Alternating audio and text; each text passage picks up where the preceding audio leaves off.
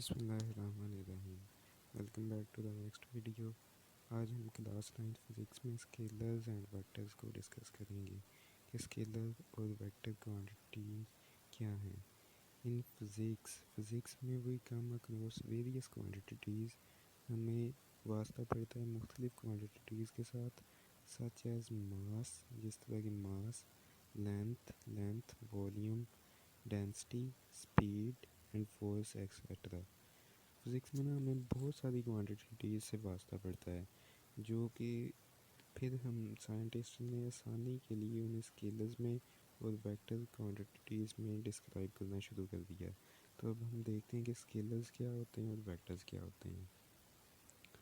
ये टॉपिक जो है स्केलर्स एंड वेक्टर्स, ये हमारे पास सिर्फ और सिर्फ शॉर्ट क्वेश्चन में पूछा जाता है, जो कि 2 मार्क्स का होता है। 2 मार्क्स के लिए हमने डेफिनेशन लिखनी है उसकी, और साथ में एक एक एग्जांपल लिख देनी है या 2 एग्जांपल लिख देनी है।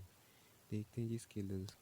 स्केलर क्वांटिटी, एक स्केलर क्वांटिटी जो है इज़ डिस्क्राइब्ड, बयान की जाती है completely by its magnitude only. किस तरह डिस्क्राइब की जाती है? सिर्फ और सिर्फ उसके मैग्नीट्यूड से। एक स्केलर क्वांटिटी जो है ये सिर्फ और सिर्फ उसके मैग्नीट्यूड से डिस्क्राइब की जाती है। इसकी अब आप एग्जांपल देखेंगी। एग्जांपल हैं हमारे पास, जो है वो लेंथ है, मास है। आपने सिर्फ 2 एग्जांपल्स जो हैं ये कोड कर देनी है। और इसकी एग्जांपल क्या बन गई जी? लेंथ आ गई एक, और एक हमारे पास एग्जांपल मास आ गई। लेंथ जो है कि ये बुक जो है ये इतने सेंटीमीटर की है, या ये जो स्केल है ये 30 सेंटीमीटर का एक स्केल है। इसी तरह मास जो है, फॉर एग्जांपल कि मेरा मास जो है वो 60 kg का है, तो ये सिर्फ और सिर्फ उसका क्या है जी? मैग्नीट्यूड, यानी कि 60 किलोग्राम। ये किलोग्राम तो साथ में उसका यूनिट है ना, तो 60 जो है सिर्फ और सिर्फ उसकी मैग्नीट्यूड है। इस तरह जो चीज़ें सिर्फ और सिर्फ इसकी मैग्नीट्यूड से डिस्क्राइब हों उन्हें हमने क्या कहना है जी? स्केलर का नाम देना है। ठीक।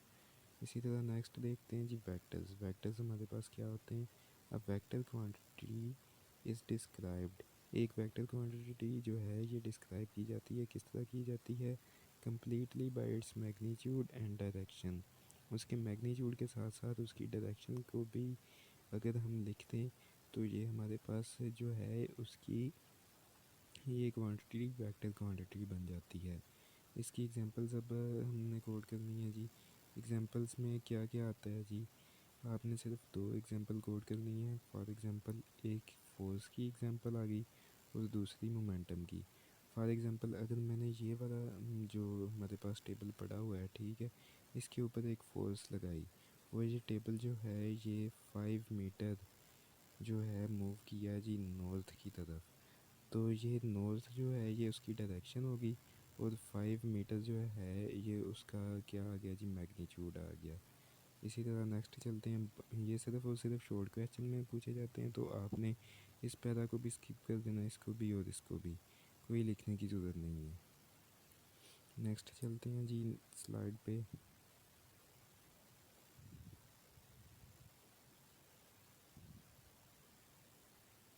नेक्स्ट स्लाइड में जी वो बताता है कि to differentiate a vector from scalar quantity, एक वेक्टर को स्केलर क्वांटिटी से मुख्तलिफ बनाने में we generally use bold letters. हम जो हैं ये बोल्ड लेटर्स जो होते हैं, यानी कि फॉर एग्जांपल अगर मैं किसी भी लेटर को मोटा करके लिख दूँ, ठीक है, फॉर एग्जांपल एफ़ को इस तरह मैं मोटा करके लिख दूँ, सच एज़ FAD, यानी कि ये शोन किया गया है। फॉर एग्जांपल फोर्स होगी, एक्सेलरेशन होगी, डिस्प्लेसमेंट और अ बार और एरो ओवर देयर सिंबल्स, या किसी भी सिंबल वेक्टर क्वांटिटी के ऊपर मैं सिंबल लगा दूं जी, बार की सिंबल लगा दूं या मैं एरो की सिंबल लगा दूं, तो ये उसे डिफरेंशिएट बनाता है स्केलर क्वांटिटी से। इस तरह हम उसकी रिप्रेजेंटेशन करते हैं वेक्टर क्वांटिटी की। नेक्स्ट टॉपिक पे चलते हैं जी, टर्म्स एसोसिएटेड विद मोशन, जो कि मोशन के साथ है टर्म्स एसोसिएट करती हैं, वास्ता रखती हैं, हम उसको डिस्कस करेंगे। एग्जांपल 2.1 को आप स्किप कर दें क्योंकि ये नहीं पूछी जाती एग्जांपल। ये इस पैरा में भी कोई बात नहीं है काम की, तो आप इसको भी स्किप कर सकते हैं। नेक्स्ट स्लाइड पे चल मूव करते हैं जी।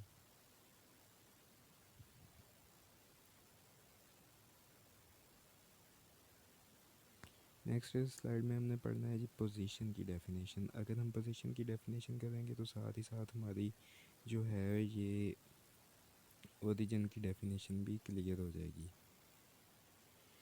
द टर्म पोजीशन, ये जो हमारे पास पोजीशन की टर्म है, डिस्क्राइब्स द लोकेशन, ये लोकेशन को बयान करती है, और अ प्लेस या किसी जगह को, और अ पॉइंट या किसी पॉइंट को। ये जो हमारे पास पोजीशन की टर्म है या पोजीशन की डेफिनेशन जो है, ये हमें बताती है किसी भी ऑब्जेक्ट की लोकेशन को, प्लेस को, या उसका point with respect to some reference point. कुछ उसका जो रेफरेंस पॉइंट है एक इज़ कॉल्ड ओरिजिन, जो इसे हम ओरिजिन कहते हैं। ठीक है, इस तरह हमने पोजीशन की भी डेफिनेशन कर ली और साथ ही साथ ओरिजिन की भी डेफिनेशन कर ली। फॉर एग्जांपल, अब इसकी एग्जांपल क्या है कि जी let the school be represented by S. फ़र्ज़ करें कि हमने स्कूल को एस से रिप्रेजेंट किया है यहाँ पे। ठीक है जी, एंड होम बाई एच, और होम को जो है वो एच से रिप्रेजेंट किया। The position of your school from your home, आपके घर से आपके स्कूल तक की जो पोजीशन है will be represented by a straight line H S.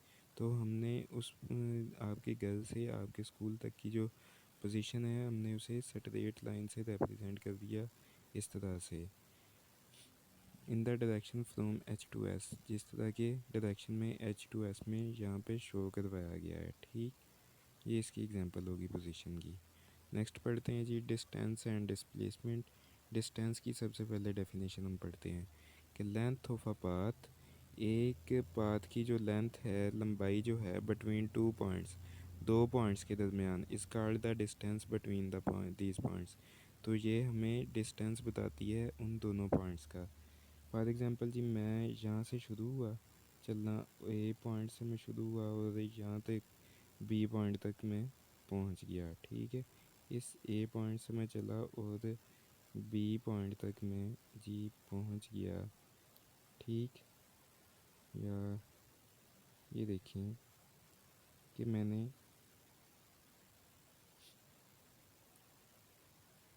मैं यहाँ से ए पॉइंट से चलता गया जी, और यहाँ पे बी पॉइंट पे आके रुक गया।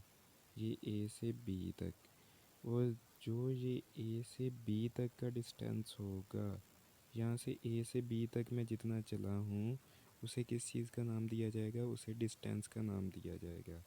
ठीक है, यहाँ से यहाँ तक, सॉरी मैंने एरो का साइन गलत कर दिया।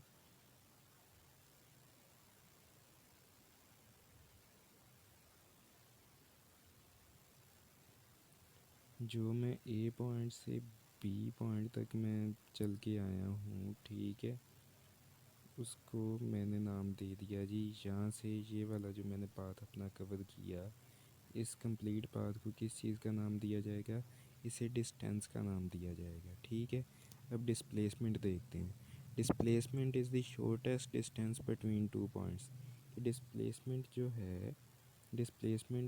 है वो शॉर्टेस्ट डिस्टेंस है जी, सबसे छोटा रास्ता है, बिटवीन टू पॉइंट्स, दो पॉइंट्स के दरमियान, which has magnitude and direction, जिसकी मैग्नीट्यूड भी होती है और डायरेक्शन भी होती है। फॉर एग्ज़ाम्पल, मैं इसी ए पॉइंट से चला हूँ, ठीक है, और बी पॉइंट पे आ गया।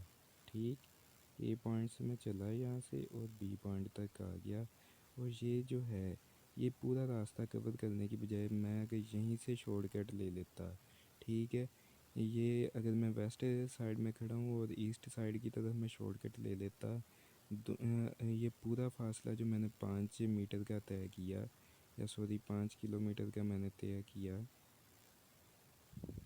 अगर ये पूरा फासला मैंने 5 किलोमीटर का तय किया है जी, और यही अगर मैं इस रास्ते को फॉलो करता और 2 किलोमीटर में बी पॉइंट तक पहुंच जाता, तो ये हमारे पास डिस्प्लेसमेंट होनी थी, और ये पूरे का पूरा जो है ये हमारे पास उसका डिस्टेंस होना था। उम्मीद है कि आपको समझ आई होगी। अगर आपको समझ आई है तो काइंडली चैनल को लाइक, शेयर और सब्सक्राइब कर दें, और जो है कोई क्वेश्चन हो तो आप कमेंट सेक्शन में ज़रूर पूछ सकते हैं।